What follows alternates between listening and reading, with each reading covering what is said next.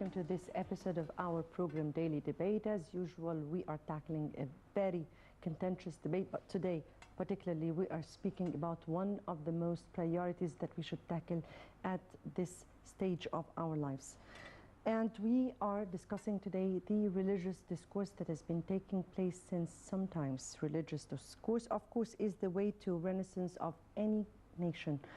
And in order to reach this goal, we must know what are the pitfalls of the religious discourse. In the development of religious discourse, we have seen people getting away from the right side, going through radicalism. We have seen people giving what they are saying ifta on their own, and unknown people who suddenly came to the side of life saying that they are well fit to give such ifta, or of course their views of how they interpret religion. We have seen radical, or rather radicalism, taking place in the stage of life, and we have seen lots and lots of terrorism putting or standing on what they say or what they term as the orders of God. This is what we are going to discuss in our episode tonight. What is the religious discourse that is going on in our life today? What do we need for this stage, and what do we need in order to teach our generations to come what exactly their religion, what is the spirit and essence of their religion, and what it should be. This is exactly what we are going to discuss in our episode tonight. Before we start with our discussion, let's first have a quick look on the news of the day. And Norway's Foreign Minister Borg Brint said in a statement Monday that the people of Gaza are suffering and need immediate help from the international community. Brent's statement came upon the announcement that Norway and Egypt intend to co-host a conference for the reconstruction of Gaza.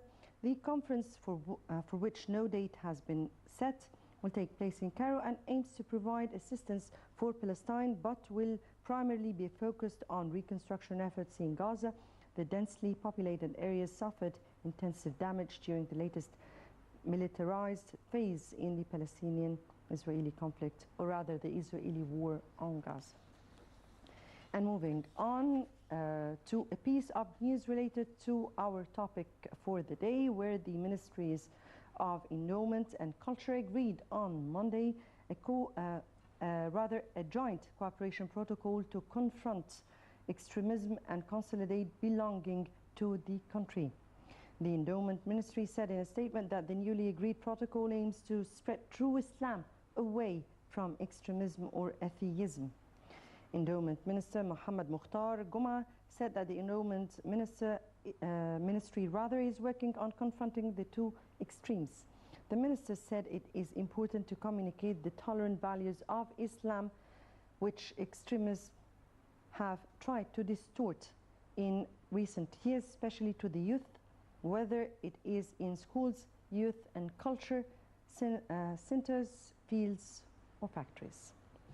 And the UK Brotherhood report delayed the Financial Times. The Financial Times said that a UK report ordered to investigate whether the Brotherhood is a terrorist organization is going to be delayed. The Financial Times reported that the government had intended to release the final results of its investigation, headed by Britain's ambassador to Saudi Arabia, Sir John Jenkins, later, since the government is concerned about possible negative reaction to the report in the Middle East. British Prime Minister David Cameron ordered an urgent investigation last April into the Brotherhood activity in the UK.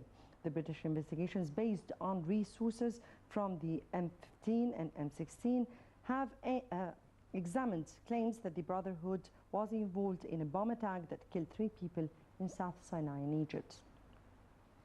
And Egypt renews warning against travel to Libya. The Foreign Ministry has renewed its calls for Egyptians to avoid travel to unsafe areas of Libya and for expatriates to keep away from clashes. A diplomatic source said that all Egyptians fleeing Libya through Tunisia have arrived home. The government has been facilitating the departure of Egyptian workers fleeing in the violence in Libya. The governor of Matruh Governorate, which borders Libya, said last week that nearly 50,000 Egyptians, almost 4,000 per day, have arrived at the Saloum border crossing in the last month. And our last piece of news here, Egypt's population to reach 87 million by Tuesday. That is according to Compass.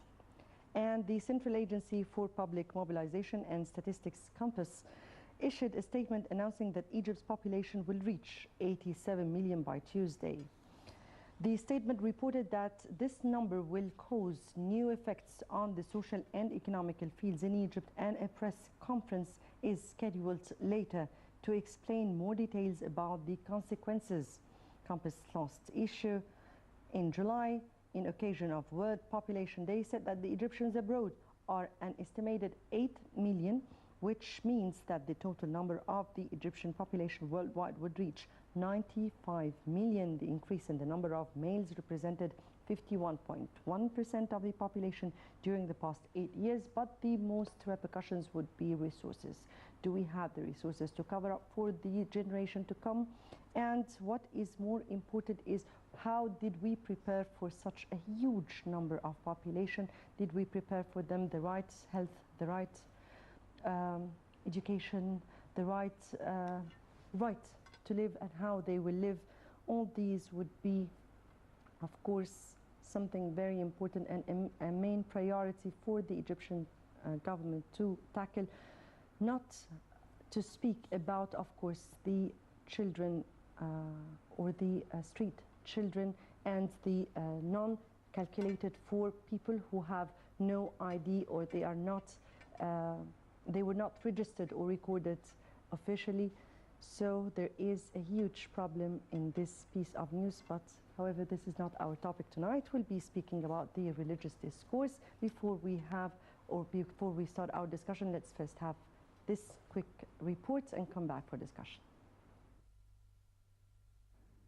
Citizens are tired of extremism and pushing the mosque's platforms through politics, especially that mosques in Egypt have often been used as centers of political rallying and campaigning during Mohammed Morsi's one-year rule.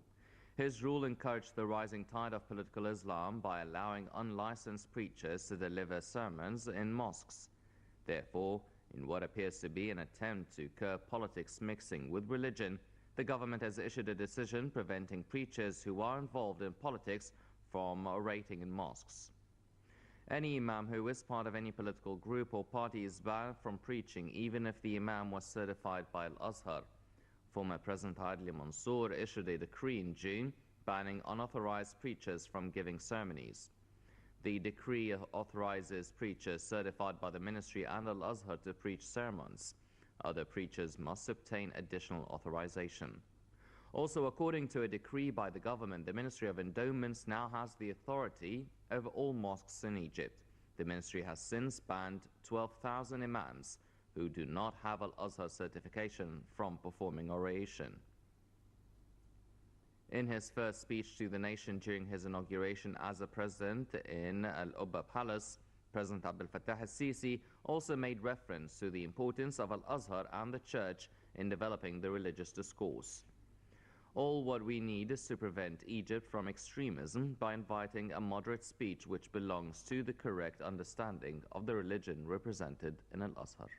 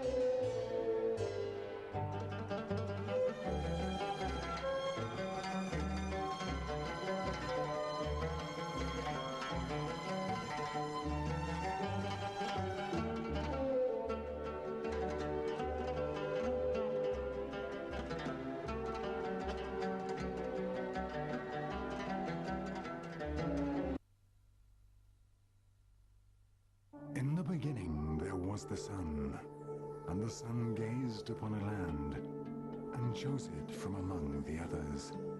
And the land grew and became an empire, destined to be the cradle of civilization, and known as the mother of the world. A land of legend.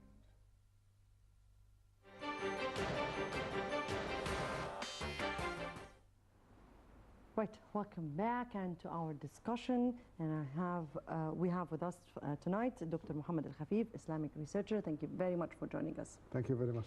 And before I just start, let me here correct myself as you told me to, and it is MI5 and MI6, or rather Military Intelligence 5 and Military Intelligence 6, according to the British government. Exactly, the Military Intelligence 5, the intelligence and the Military Intelligence